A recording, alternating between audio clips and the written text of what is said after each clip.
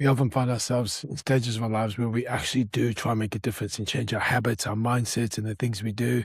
And we get on a roll just for things to go right back to the way they are. It's like this hamster wheel cycle. Start, stop, and then you reset, and then you repeat. Start, and then you stop, and then you reset, and you repeat.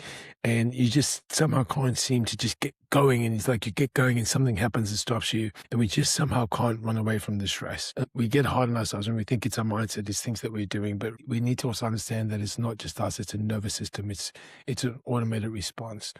And how does this exist? This exists because of our past experiences or belief systems that we have, traumas that we've gone through, similarities in life that have created us anxiety or have been difficult. This type of stress creates an automatic response for our natural survival. So more often than not, when we start moving along, we just can't seem to detach from the stress. And it's that coping mechanisms that will actually force us into more of a lockdown. These are all things that happen at a subconscious level. And what we're doing is we're kind of attacking at a conscious level. We're consciously trying to change something, but our default patterns underneath, they're the ones that just keep resurfacing when stress takes over. And it's very easy to go into that subconscious state when we go into a survival instinct. So sometimes it isn't your lack of discipline or your lack of consistency. It's the fact that we tend to be working on the surface level and need to regulate on the inside. And this is pretty much what this episode is about, realizing that you're trying to think your way out of something, but that your body is kind of controlling. The first step in all of this is kind of just to break the illusion, become aware of what's actually happening the moment it's happening without going into too much detail. Like I like to use the analogy movie, which I've seen and read in many books as well, and it makes a lot of sense to me. In The Untethered Soul, they talk about this as well as The Power of Now. It's kind of like watching yourself watch a movie. So the story you tell yourself of your life. So just imagine how many movies have you watched where sometimes we just get a little too invested emotionally, and we have to remind ourselves, this is just a movie. And whether it's emotional, there's always these traumatic events, and we just have to remind ourselves, it's just a movie. And the moment we do that, it kind of takes us a step back, we relax a little, we're able to approach the problem. The same thing that we need to look into ourselves is like stopping ourselves, realizing, hold on, we're just going into a story here. It's an old belief system. It's a pattern response. It's not going to help take in the situation as it is. And a lot of times when we catch ourselves in those moments at the conscious level, go, oh, fuck, I'm stuck here. I need more discipline. I need more motivation. I need to find my drive again. I need to figure out what's going on. And again, it's just stop, hold on. Can you see you going into the pattern? Take a step back. That's the first step, is just that awareness. But obviously the pain body is still active. So we're still having these sensations, this anxiety, this gut feeling, itchiness to get going, or nervousness about getting going, and that's the fight or flight response. We're reactive, we're responsive. Everything is rushed, we're anxious. And really what we want to be is we want to be a place of allowing. So we want to be calm, neutral. Neutral is the right word. We don't want to be indifferent. We just want to be neutral. And we want to be in a place of openness and awareness. Once we're in this place of openness and awareness, we can get more clarity. And you are not going to get the right answers when your brain is fuzzled and in panic and in fear. The information that you get and the solutions that you can come up with, they're not going to come around clearly, and they're not going to be from a positive energy. So the first step is just to get ourselves to that calm, regulated state, at least better than what we were before. Just remember, no one can respond quite well if our bodies feel under threat, if our minds feel under threat, if our ego is under threat. So the first thing to do is just calm down. Very simply put, is if we don't feel safe, we can't have the right awareness of what's going on. And our subconscious is trying to make us feel safe, but it's coming in from an old programming, and it's trying to create this safety externally. So how does this show up in everyday life? At the gym, I could argue that I've had this experience lots of times where I'm constantly chasing the intensity. I'm consciously trying to push harder. Every session has to be the be-all and break-all session. Every session has to outperform the previous session. There's so much time focused on my goals and not necessarily the other things that are improving, or a lot of time spent on criticisms, or if I have an injury, it's the frustration that the injury causes in the delay of my progression. So my focus is entirely on just chasing that, and it comes from a place of like fear. Am I going to reach my goals? into failure. I'm not doing what I said I was going to do. My moods are getting the best of me. So now I don't feel like training and I have to put in more energy just to motivate myself to go. And then I feel like I'm lacking motivation with that. Can you see how it just kind of spirals? The same thing in relationships. You know, we want safety in a relationship. We want to feel safe in a relationship, but more often than not, our belief systems and other things create assumptions. So we actually become reactive. A situation that we feel uncomfortable with, our brain tells us, yeah, it's wrong, it's nervousness, and we're using old experiences to justify that thought. And rather than approaching a situation with openness and understanding, we're already coming with a preconceived idea about what's going on. And worse than that, we're actually already reacting as if that was truth. So again, that doesn't help what we want to achieve as well as the partner. You know, even if we have difficult discussions and we have that energy, everything that we have, it becomes a reactive process rather than a response. A response requires a pause, requires us to listen. It requires no attachment to an outcome. It requires a neutrality, not an indifference. An indifference means I don't care whether the relationship succeeds or doesn't. It requires a neutrality where I'm neutral that regardless of what happens in this context, the outcome of it is going to be good. There's going to be a lesson learned, awareness built, an improvement in closeness and connectivity with my partner. So at the end of the day, my goal is the benefit of it. And I understand that in order for me to make the right choices in this situation, I need to be responsive, not reactive. I could often catch myself trying to figure out the other person's intentions, the why they were behaving that way, or the reason behind them. And rather than listening, I was just coming up with, no, no, no, no, this is the way I think about it. And then I'm not looking at other options available to me in order for me to progress with that. Let's just look at everyday life. Like, do we have this sensation of like, we constantly have to be doing something. We can't just sit still. And if there's too much calmness, we should be proactive. This thing that we kind of always have to prepare for the future. If the future is secure, then we can feel safe in the now.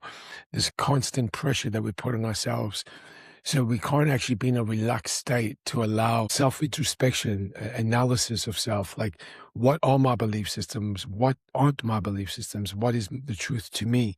There's a lot of things that we define relationships by, or connections by, based on what we've been taught, but not necessarily what we believe. And do my actions display what I'm wanting?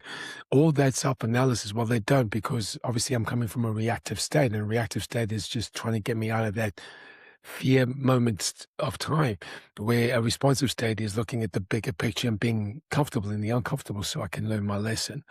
So this all gets a little bit confusing and too much, but keeping it to the simplest form and understanding that it's our conscious reaction. So once we become aware of it, we've seen where it shows up. So how do we actually manage it? On a personal level, my condition has actually taught me to handle this a little bit better. There were times that I had to wait for 24 to 48 hours to literally get a life or death answer that I was waiting on a surgeon, whether a surgery was going to be possible or impossible, whether my tumors were a lot more severe, that were life-threatening from a time perspective as opposed to what they were. There was nothing I could do but actually kind of just accept and relinquish myself to the moment.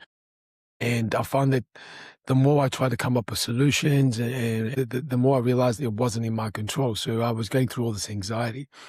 And even being a dad, like realizing that I only had a certain amount of time left.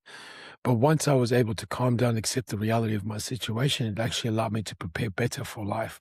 It allowed me to accept and flow in an easier way, to kind of just say some things aren't meant to happen that way. I have to look at what is it that I'm wanting from this and how I can best navigate myself in the situation. And becoming aware of the fact that my pain body, my ego side was trying to help me escape what felt unsafe, I then started to realize that the calmer I felt in it, the easier I could come up with solutions.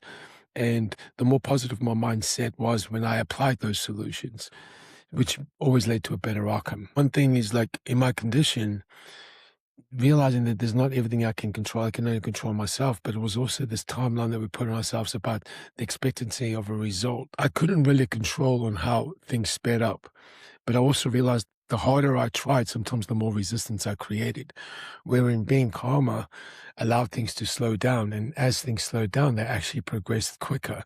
So you get to your destination faster just by slowing down now. And I'm sure that makes sense in a lot of ways. It's very hard to apply. But with my condition personally was sitting down and realizing, all right, what is actually happening here? What can I learn from this? And how can this lesson apply to other aspects of my life?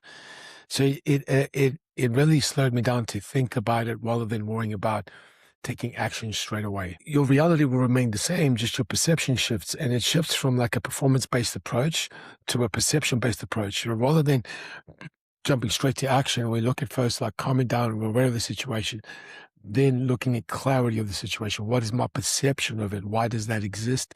And does it serve me? And what can I do to make it better? And what works for me is a really easy trick is just go straight to the breathing. The moment I realize I'm getting lost in my emotion, my pain bodies come up, I'm becoming more reactive, I'm getting more defensive, I can actually pick it energetically. And the moment that happens, what I often do is I just breathe.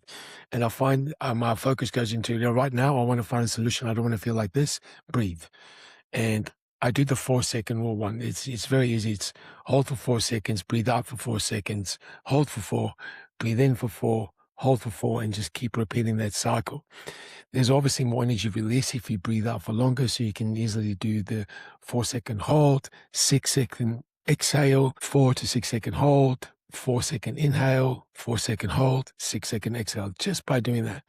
And just by thinking of the numbers, counting in your head, after one cycle, I'm legitimately calmer. After 3 or 4, I feel a lot better. If you find you haven't dropped, you can just keep doing that until you're calmer.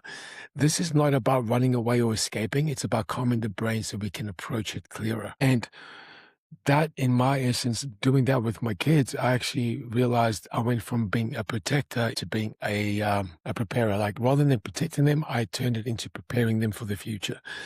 Rather than trying to control their environment, I was actually more present in their environment. I allowed things to flow easier. And in that way, I was able to observe and enjoy and be in the moment a lot more, as opposed to letting my ego as a dad jump in and rush to be that good father and rush to hit those targets and rush to make sure that their life was perfect. It allowed me to be more mindful and flow with them a lot better and create a better relationship with them, because now they are also more evolved in understanding themselves and their reactive processes and the choices they make. Always remember that we have emotional control. Other people can trigger our emotions, but we have total emotional control.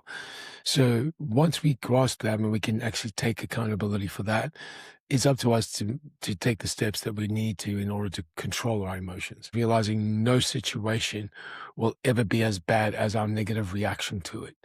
And being in that fear state, guaranteed it's only going to get worse from this. Calm ourselves down, because even just a 1% calmer is still going to be better than being upset. So the more we can reduce that, in that moment, the better options we come up with moving forward. So once we've got the breathing down packed, what's a real good practical reset that allows us to change this and make this work for us? What would be the steps that we can do? There's a podcast that I've just did with Alexander Ribeiro. He's an energy specialist and he works with calming down the nervous system. Check out that podcast, guys. You'll get a lot of it. Hit him up. But one of the main things we discussed is a very simple process. The first things we look at is, number 1, catch the awareness. That's the anxiety you feel, the pressure that you feel, the stresses, the itchiness to get moving, the fear of something not working out or the consequences of something. Once that happens, don't engage the story. Just focus on the trigger. What was it that triggered that feeling? Recognize the trigger and pause the movie. Just say, well, this is where it happened. We pause it. We're going to step back and we've realized the trigger. We've got rid of the story that created the trigger. There's the trigger. Then we breathe and we do the method of breathing that we spoke about. This 4-second hold, 6-second release, 4-second hold, 4-second inhale, 4-second hold. And we repeat that cycle. We do that for as long as we need and we just calm down. We've noticed the trigger. We've got rid of the story. We have the sensation physically. And then bring yourself to reality. Where am I at this moment? What am I doing at this moment? This very moment. What is my purpose? Yes, you're having a discussion, you're triggered right now, but at this moment, you're present. That's allowing us to do is to settle down and become more mindful. And then we reframe it. Let's reframe the whole thing. Remember, emotion and reality are intertwined. Our emotion is created by our reality, and our reality is only a perception that we've given it. So you say to yourself, this is just a movie, and I don't need to project this forward. So we just reframe it to saying, hold on, this is just a situation. It's just a movie. And then you focus on the response. Ask yourself, what would be benefit my higher self now? What would be more aligned into my goals and my dreams and the person I want to become with the opportunity that I have to give a response now in this situation? How would I like this to go? Sometimes you'll get an answer. You would want to express your view. You want to reiterate something, or sometimes actually don't have a response. And that also means like, it's because you don't require one. It means you're just meant to sit in clarity and just become aware of it. The core principle is not to focus on that emotion. Even if we feel anxiety or fear, we don't want to focus on that. Jealousy, we don't want to focus on it. The moment we focus on it, even just trying to get rid of it is giving it attention. So trying to ignore something is using energy that's connected to something. So just stop. You become aware of it, detach from that, detach from the story that created it, and just go back into understanding it's there. Stop. How do I want to respond to this? And sometimes that clarity just comes in from understanding why it's there in the first place. A lot of it is the old belief systems. So it's understanding, guys, that you're not your mind. You're not your emotions or your thoughts. Those are just responses. And the problem isn't always you. It's not that you don't have the consistency or the discipline. It's just that you're attacking it at a conscious level. And what you want to do is those 5 steps. Number 1, be aware of it when it approaches. Number 2, go straight into your breathing. Don't give it any more attention. Just become aware of when it's happening. Go straight into your breathing. Number 3, bring yourself back to the environment. Bring yourself down to the now. Get yourself out that story. Bring yourself into the present moment. Number 4, you want to reframe it. You want to say, all right, how can I adjust this? How does this better serve me? Why is it this way? And reframe by telling yourself it's just a movie. And then number 5 is choose your response. And whether the response is get more clarity, your response needs to be more in alignment about your higher self rather than in alignment with the emotion. The key shift to all of this, once you practice this, you'll start to find you can actually learn to feel safe without needing to control certain things or control outcomes. And remember that whatever you're going through in your experience, that's normal human behavior. What I've just described is the work that we need to do in order to become better within ourselves and create better versions of our own movies. Share this with someone that you think will get some help out of this. And I truly hope you got something out of it.